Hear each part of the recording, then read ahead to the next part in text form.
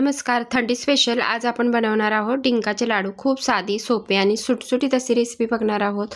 तर हे लाडूचं प्रमाण आहे ते अगदी आठवणीत राहण्यासारखं आहे. तर चला आपण रेसिपीला सुरुवात करूया. त्याच्याकरता आपल्याला लागणार आहे सुक्या खोबऱ्याचा किस 250 ग्रॅम. त्याचबरोबर आपलं जे कणिक असते म्हणजे घरातलं चपातीचं पीठ असतं ते घेतलेलं आहे 200 ग्रॅम. इथं 100 ग्रॅम 150 ग्रॅम पण तुम्ही घेऊ शकता. इतर साहित्य तुम्ही वाढवू शकता. तर इथं आपण 150 ग्रॅम घेतली आहे खारीक पावडर. तर ही विकतची खारीक पावडर आहे. तिला तुम्ही चाळून घ्या किंवा मग ती भाजताना त्याच्यामध्ये थोड्याशा गाठी असतात त्या मोडून घ्यायच्या आहेत. नंतर आपल्याला 100 ग्रॅम लागणार आहे डिंक. तर असा बारीक तोडलेला डिंक घ्यायचा म्हणजे तो आपण अख्खाच वापरायचा आहे, त्याच्यामुळे डिंक आपल्याला अगदी बारीक पाहिजे. त्याचबरोबर आपल्याला 1/2 किलो तूप लागणार आहे म्हणजे अंदाजे 1 वाटी भरून आपल्याला तूप लागेल. त्याचबरोबर 20 ते 25 आपण इथे बदाम बारीक कापून घ्यायचे आहेत आणि नंतर आपल्याला काजू पण लागणार आहेत. त्याला पण आपण कापून घ्यायचं आहे बारीक तुकडे करून.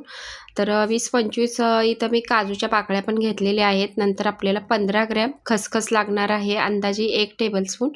थोडीशी सुंठ लागणार आहे आणि वेलची पावडर लागणार आहे. याच्यात तुम्ही जायफळसुद्धा वापरू शकता. 300 ग्रॅम आपल्याला गूळ लागणार आहे.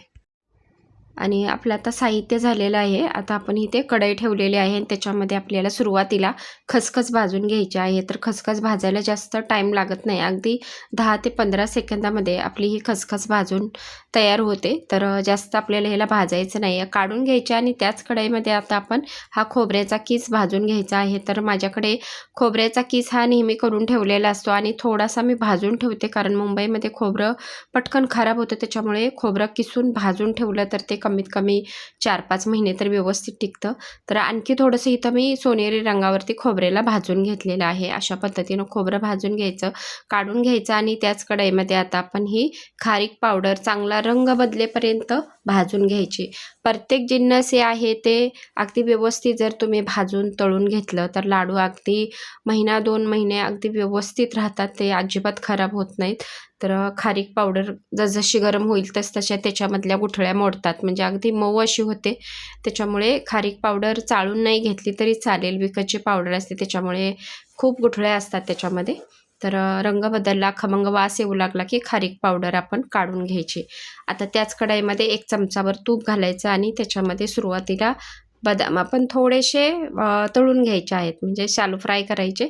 बदाम थोडेसे तळत आले की आपण त्याच्यामध्ये काजू घालायचे आहेत. तर बदामला थोडासा वेळ लागतो तळण्यासाठी आणि काजू पटकन तळतात, त्याच्यामुळे आपण उशिरा काजू घालायचे आणि दोन्ही व्यवस्थित असं आपण चांगलं कुरकुरीत होईपर्यंत आपण ह्याला फ्राय करून घ्यायचं आहे आणि नंतर आपण ह्याला काढून घेऊया.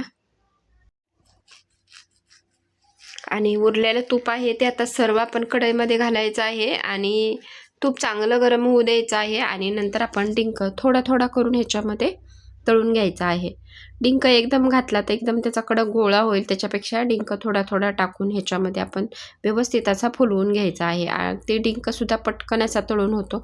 आणि अगदी शेवटी आपल्याला गव्हाचं पीठ भाजायचं आहे, म्हणजे जेवढं काय उरलेलं तूप आहे तेवढ्या सर्व तुपामध्ये आपण कणिक व्यवस्थित अशी भाजून घेऊ शकतो. तर 1 किलो लाडूसाठी 1/2 किलो तूप आपल्याला लागणारच आहे. त्याच्यामुळे लाडू अगदी मस्त मऊ आणि छान होतात. अगदी दात नसलेले लोकंसुद्धा हे लाडू खाऊ शकतात.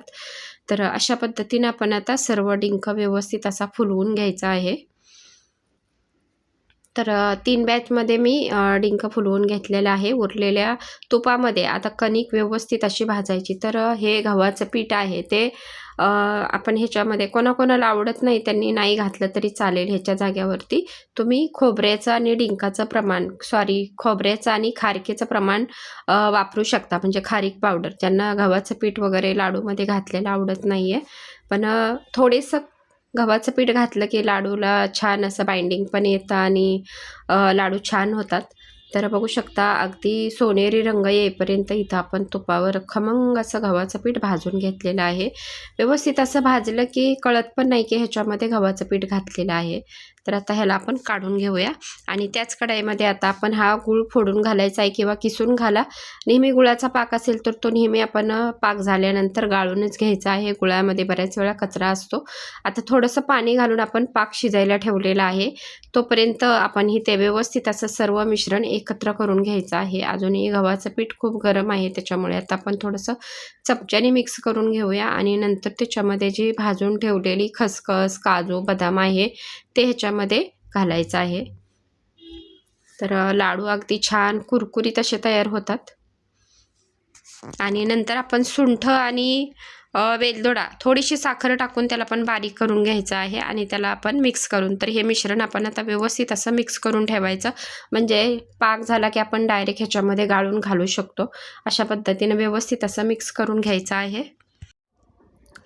आणि इकडे आता आपला पाक पण तयार होता आलेला आहे. आता आपण चेक करूया. तर ह्या पाकाची अगदी एक तार होईल अशा पद्धतीचा आपल्याला इथे पाक बनवायचा आहे. म्हणजे जास्त कच्चा पाक आपल्याला ठेवायचा नाही आहे, नाहीतर लाडूला मग बुरशी लागते. असा जर पाक केला तर लाडू अगदी छान 2 महिने टिकतात. नंतर आपण गाळणीनं गाळून घ्यायचा आहे आणि नंतर सर्व पाक आपण ह्या मिश्रणामध्ये ओतायचा आहे आणि व्यवस्थित ह्याला मिक्स करायचा आहे. तुम्हाला जर अंदाज येत नसेल तर सुरुवातीला अर्धा पाक घाला, व्यवस्थित मिक्स करा आणि नंतर आणखी थोडा, पण सर्व पाक तुम्हाला 300 ग्रॅम गुळाचा सर्व पाक आपल्याला लागणार आहे. तर व्यवस्थित असं आपण ह्याला मिक्स करून घ्यायचं आहे आणि आपण लगेचच ह्याला ना एका साईडला असं सर्व मिश्रण दाबून ठेवायचं. म्हणजे ते गरम गरम राहतं, असं मोकळं सोडायचं नाही आहे. एकदा व्यवस्थित असं मिक्स करून झालं की एका साईडला असं पूर्ण असं दाबून ठेवायचं. म्हणजे जसं जसं लाडू वळेल तसं ते गरम गरम मिश्रण आपल्याला लाडू वळण्यासाठी अगदी योग्य होईल. त्याच्यामुळे थोडंसं असं एका साईडला दाबून ठेवायचं आणि नंतर आपण आता लाडू वळायला घ्यायचे आहेत. म्हणजे जास्त मिश्रण आपलं कोरडं होणार नाही, त्याच्याकरता थोडंसं मिश्रण असं दाबून ठेवायचं, दडपून ठेवायचं आणि बघू शकता अगदी सहज लाडू वळला जातोय. तर अशा पद्धतीने आपण आता पटपट सर्व लाडू वळून घेऊया. 1 किलोचे लाडू आहेत, त्याच्यामुळे तुम्ही एकटे असाल तरी पण हे लाडू अगदी सहज वळू शकता आणि पटकन असे लाडू तयार होतात. आणि आपण ह्याच्यामध्ये डिंक घातला आहे, तो अख्खाच घातलेला आहे. त्याच्यामुळे बघू शकता लाडू अगदी मस्त कुरकुरीत, ड्रायफ्रूट वगैरे, म्हणजे लाडू खाल्ल्यानंतरच तुम्हाला कळेल की लाडू किती कुरकुरीत आहेत. आणि डिंक वगैरे एवढा कुरकुरीत लागतो त्याच्यामध्ये. त्याच्यामुळे डिंकाचे लाडू एवढे खायला छान लागतात की लहान मुलेसुद्धा खातील. नक्की ही रेसिपी तुम्ही ट्राय करा. आवडल्यास व्हिडिओला लाईक, शेअर आणि सबस्क्राईब.